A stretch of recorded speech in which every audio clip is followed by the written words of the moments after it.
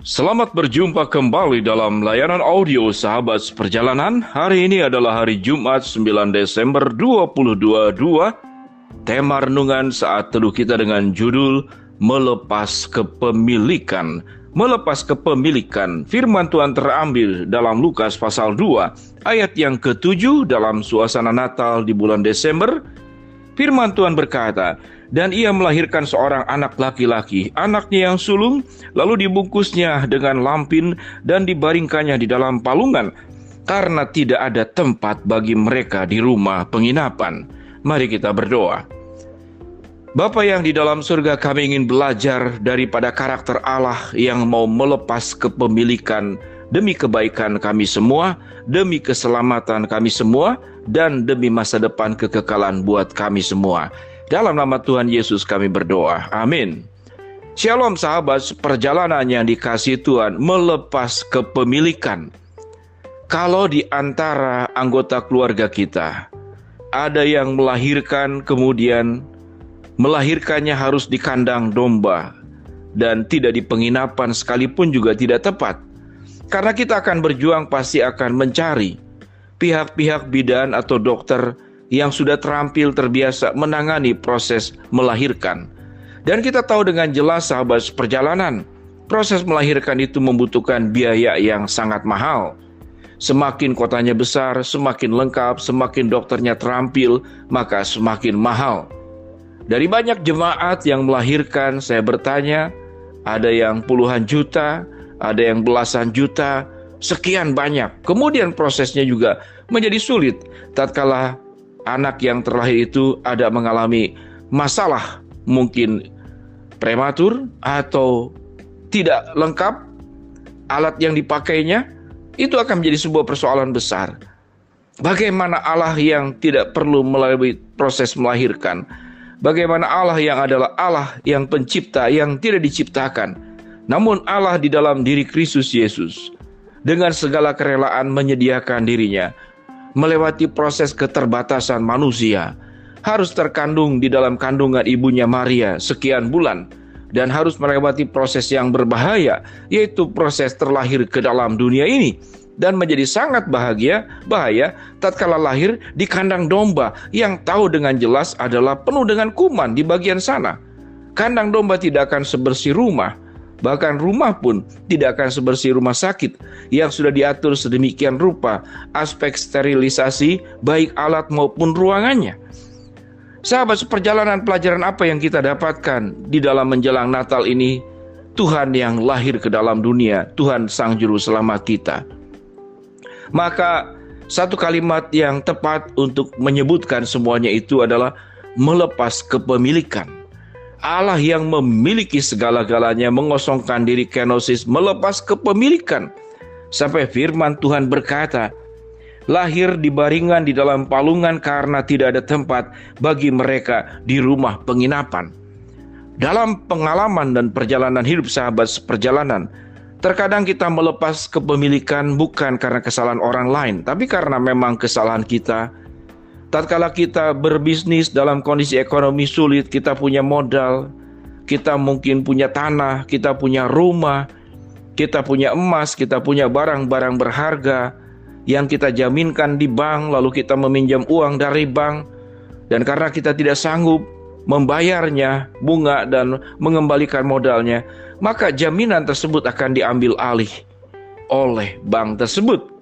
Sehingga mau tidak mau dengan terpaksa kita melepas kepemilikan.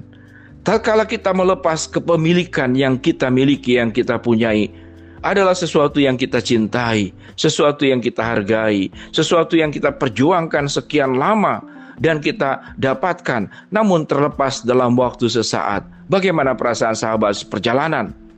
Maka itu bukan perkara yang mudah. Ada yang melepas kepemilikan karena anggota keluarga kita yang kemudian dipanggil oleh Tuhan meninggal dunia. Maka itu juga bukan perkara mudah. Ada yang melepas kepemilikan. Ada satu sahabat seperjalanan karena kasus kecelakaan di pabrik. Ada bagian jari jemarinya yang kemudian terputus. Maka dia melepas kepemilikan yang tadinya punya jari jemari yang lengkap, yang sempurna. Lalu kemudian karena kasus kecelakaan, ada organ-organ tubuh tertentu yang terlepas. Yang terjadi adalah kesedihan. Apakah Tuhan sedih melakukan semuanya itu? Ada satu alasan yang sangat jelas dan kuat. Tatkala Yesus terlahir ke dalam dunia, bukan perkara sedih yang menjadi fokusnya.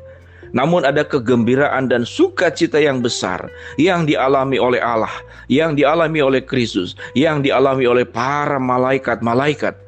Yaitu tatkala manusia membuka diri dari keberdosaan, dari jurang maut keberdosaan, kemudian menerima keselamatan di dalam diri Tuhan Yesus Kristus, yang lahir, yang mati di atas kayu salib, yang bangkit, yang naik ke surga, dan akan datang kedua kali untuk mengangkat kami semua ke dalam sebuah kehidupan yang sangat indah, yang sangat sempurna, yang sangat kudus, di dalam kekekalan di rumah Bapa di surga sana. Sahabat seperjalanan, ada sebuah sikap berbeda tatkala kita mau tidak mau melepas kepemilikan karena terpaksa atau karena keadaan. Namun tatkala kita belajar melepas kepemilikan, aspek tingkatan iman yang lebih tinggi, yaitu melepas kepemilikan dalam kesadaran, dalam ketulusan, dan dalam rangka untuk menjalankan kebenaran firman Allah sebagaimana yang Yesus lakukan. Melepas kepemilikannya, Dia yang adalah Allah datang ke dalam manusia di dalam segala keterbatasan, penderitaan, ancaman kematian, ancaman penghinaan, dan itu terjadi. Kematian dialami oleh Yesus, penghinaan dialami oleh Yesus, direndahkan, diolok-olok, dipakukan, disalibkan, juga dialami oleh Yesus. Di dalam sebuah kesadaran, bahkan di dalam rencana Allah yang kekal, dalam rangka menjadikan kita kembali dari kegelapan masuk ke dalam terangnya yang ajaib. Dari anak-anak yang sudah terhilang, kemudian ditemukan kembali seperti anak yang hilang dalam kisah Rasul Lukas pasal yang ke-15. Sahabat seperjalanan yang dikasihi Tuhan, bagaimana kita belajar melepas kepemilikan? Kalau kita ingin belajar apa yang dilakukan oleh Tuhan Yesus yang menjadi teladan hidup kita, Tuhan dan Raja di atas segala raja, mari kita belajar melepas kepemilikan dengan segala kerelaan. Kalau itu terjadi ada dalam kehendak Tuhan. Ada juga melepas kepemilikan di dalam kesengajaan. Karena kita ingin berbuat kasih, kita ingin memberkati lebih banyak orang lain lagi.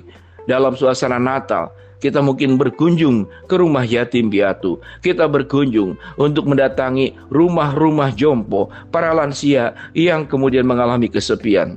Kita melakukan kegiatan-kegiatan bakti sosial. Kita kemudian juga memberkati orang-orang terdekat yang selama ini tidak terperhatikan. Kita membagikan kasih Tuhan.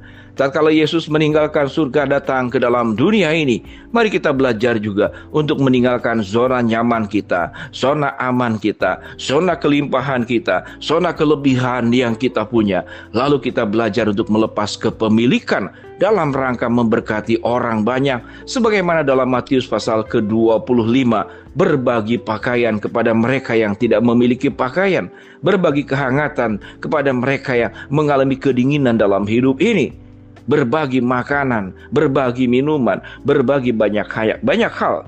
Dalam pimpinan dan hikmat Tuhan, mari kita belajar untuk melepas kepemilikan sebagaimana yang dilakukan oleh Tuhan Yesus untuk keselamatan kita. Mari kita berdoa. Bapa yang di dalam surga, terima kasih untuk pengajaran kebenaran firman Allah. Hamba-Mu berdoa buat sahabat seperjalanan yang sedang sakit, Tuhan jamah sembuhkan. Sahabat seperjalanan yang sedang menghadapi masalah, Tuhan bukakan jalan. Sahabat perjalanan yang sedang berdoa mengharapkan sesuatu, Tuhan akan kabulkan sesuai dengan waktu, rencana, dan kehendak-Mu. Dalam nama Tuhan Yesus kami berdoa. Amin. Shalom sahabat seperjalanan, Tuhan memberkati kita semua. Mari kita belajar memberkati dengan belajar melepas kepemilikan. Shalom.